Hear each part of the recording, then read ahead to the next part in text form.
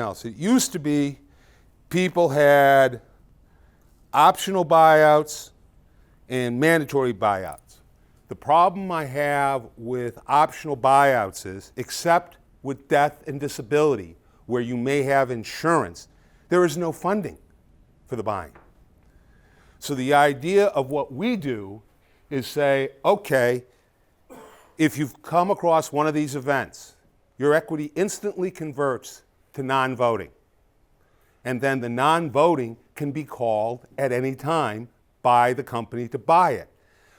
But the disadvantage, obviously, for the company buying it is that until you buy them, they're still sharing in the appreciation and growth. So if you're growing the company, you're going to end up paying them more. So you are motivated as the person who's staying to buy out a disinterested partner as soon as possible. But in the same token is, cash can be a problem. So this is a way to get yourself set up if you're not completely bankable, and it's going to take you 6 months to get there.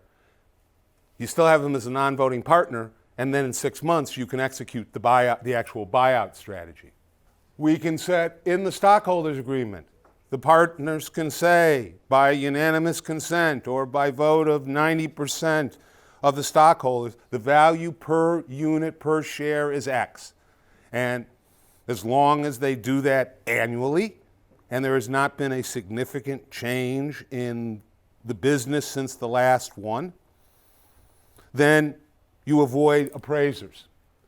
I have clients that use formulas. I have one client that I just did this for, that they're basically saying they're valuing the body shops that are in their transaction at 70% of gross sales. And they're sticking with that formula, which I think is probably high for where they are today, but not where they're probably going to go. Having an appraiser avoids these issues. Then you have an independent third party who's going to appraise the value of the business, and you live and die by the appraisal. Appraisals, depending on the type of business, can run anywhere from $5,000 to $25,000, depending on the number of locations, stores, and everything else. They could run higher if you have 10 or 15 stores.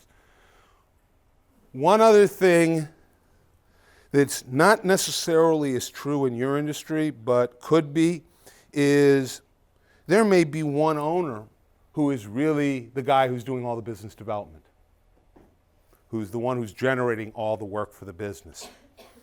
So the value of the business the day before he died versus the value of the business 12 months later could be significantly different. So what we do in those cases is you